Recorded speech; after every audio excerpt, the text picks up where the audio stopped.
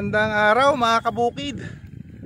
Nandito pong muli ako sa baluarte ni Ma'am Marlene, dahil bubunutin na po ngayon itong kanilang sibuyas, dahil sila na lang po ang may sibuyas dito sa area na ito ng Balaring. Ang naging problema, ilang days lang nung bunutin yung puti, dahil nga wala nang tanim na sibuyas dito kundi sila, ay kita nyo naman namuti na. Pero ang gaganda ng laman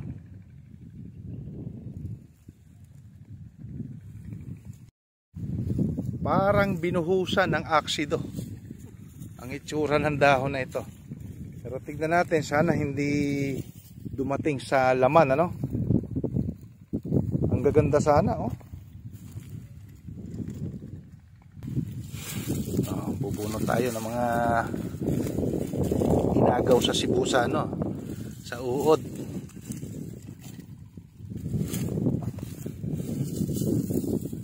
Gaganda pa naman sana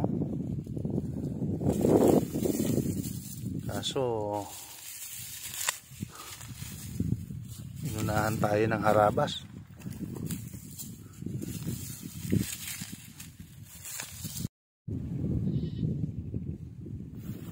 Ayan po ang iniwan bangungot ng harabas. Sana ay makabawi man lang. Ang bilis talaga. Kailan ho ba tayo, Ma'am Marlene, nag-harvest ng puti?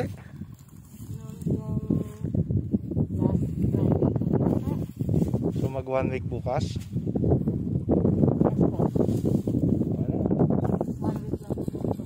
6 days ago nandito po ako at nag-harvest sila ng puti. Ang ganda pa ho nito. Ngayon talaga naman hindi ma-drawing pati ang mukha ni Ma'am Marlene. Babawi tayo, Ma'am Marlene, sa susunod. Ganun talaga sakripisyo ng magsasaka. Pero in fairness, maganda sana mga goods. Kaso nga ito ang labas.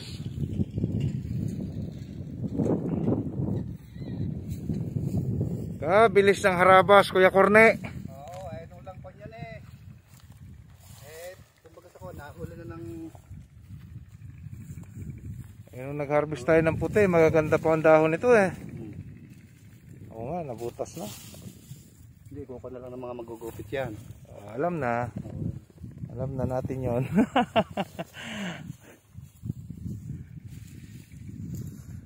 Unawan din naman. Talaga namang pahirapan ngayon. Talaga itong mga huli na ito. Tinapangan ko na kahit bira ng kono. Wala pa rin. Matapang sila. Wala na. Hinihilamos na lang nila yung insecticide. Insecticide. Nagsawa na sila sa dahon. Kaya... Yung mga yung may magaganda pa dahon ay di yan. Sana nung nahanin natin yung puti, sinunod na natin. Alanganin pa yung kunin. Sariwa pa nung, kung pa nun. Wala pang ganong. May pangilan-ngilan. Wala pa sa panahon. Ito na. Nagkita-kita na naman kami ng mga idol ko. Hello po. Bubunutin na. Opo. Bunutin na.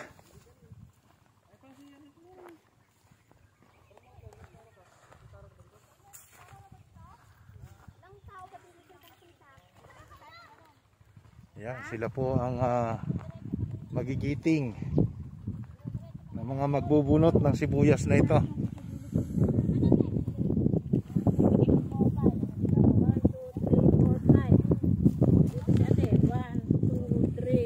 Binibilang ng bawat isa. Okay. Vlog and then. Doon sumunod na kayo dito. Ayan. Ilang po, ate? Ilang tudling? Tigliliman tudling po kami. Bawat isa, tiglilima. Apo.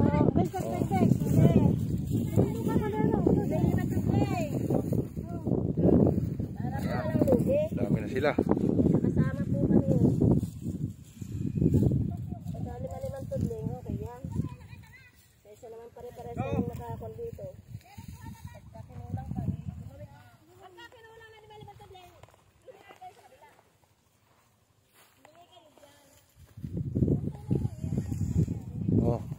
bilis na ni ate nakaipon ng ano, sibuyas.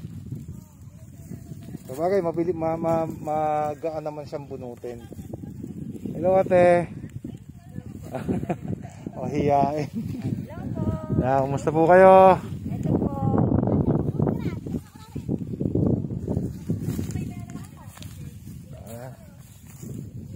For sure dito sa madamo na portion na to, magaganda sibuyas dito. Dahil ang uod, pwedeng pumunta sa damo. Unlike dyan sa kuwan na yan, no? Puro puti na talaga. O dito magaganda pa yung dahon.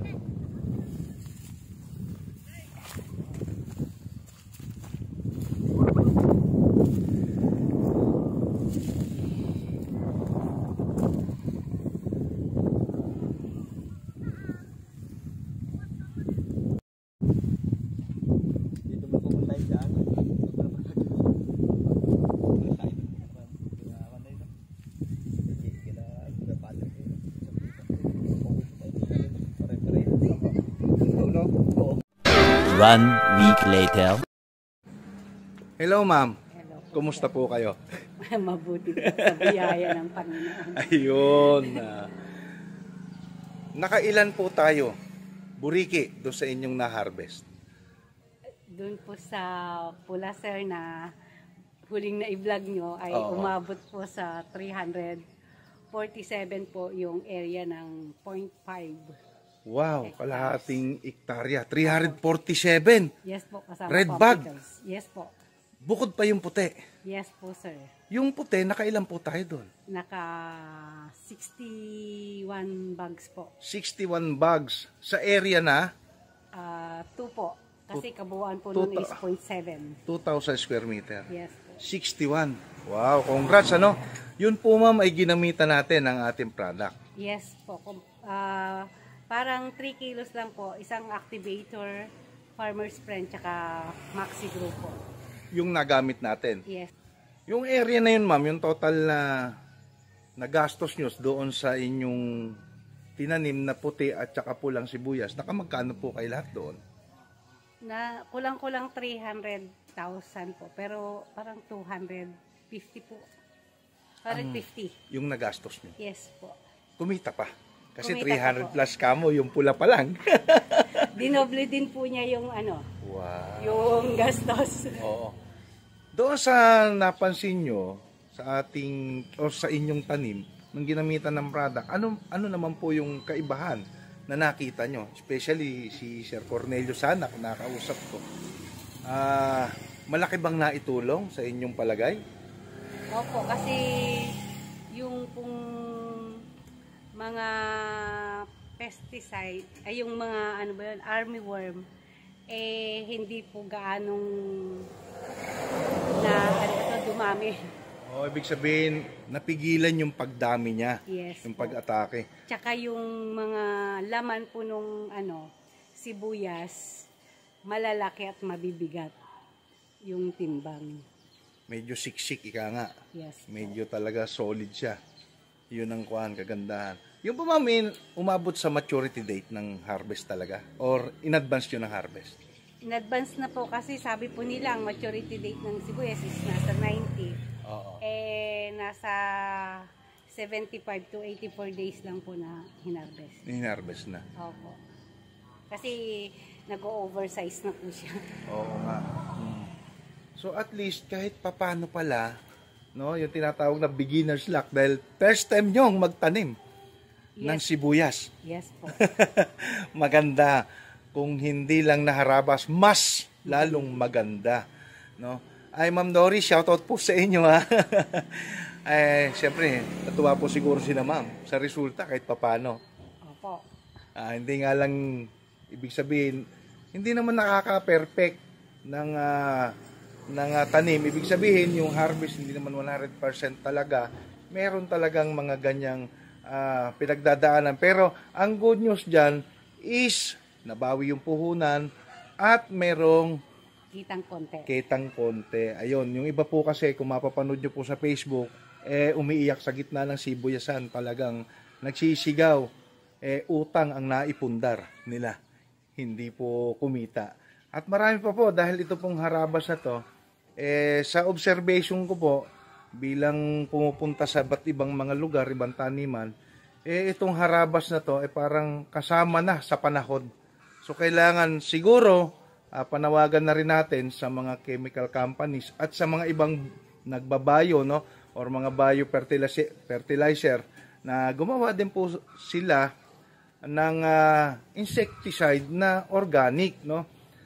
Meron tayong ilalabas na insecticide, hindi nga lang masabi kung kailan. So ngayon ma'am, dahil tapos na yung harvest ng sibuyas, ano naman po yung inyong sinunod? Land preparation na po para po sa mais. Mais naman? Yes po, yung hybrid na mais. Oo. Pero sabi nyo kanina, nagpa-spray na kayo ng activator. Yes po, 1 week before po ng pagtatanim. Salamat sa inyong oras na binigay nyo sa akin. Alam kong busy kayo. Pinagbigyan nyo ako ng panahon na makausap kayo ng kaunting oras. May mga gusto kang batiin, ma'am. Samantalahin na natin ang pagkakataon. Shout out sa aking anak na nasa Canada, sa aking kapatid at si aking bayaw na nasa US na ngayon. Tsaka kay Ate Doris na mabait na tumutulong sa lahat. Ma'am Doris, shout out uli sa'yo. At kay Sir Willie, na hindi ko alam na nakabalik na pala kayo abroad. Ingat po kayo palagi dyan, sir. At sa lahat po ng nabanggit ni ma'am, ingat po kayo. Shout out din pala sa inang ko sa Ilocos. At syempre kay Sir Bong, baka magtampo. Sir Bong, shout out sa'yo. Napaka-busy mo. Ayun, no? Maraming salamat, ma'am, uli sa oras na binigay mo sa akin. Thank you.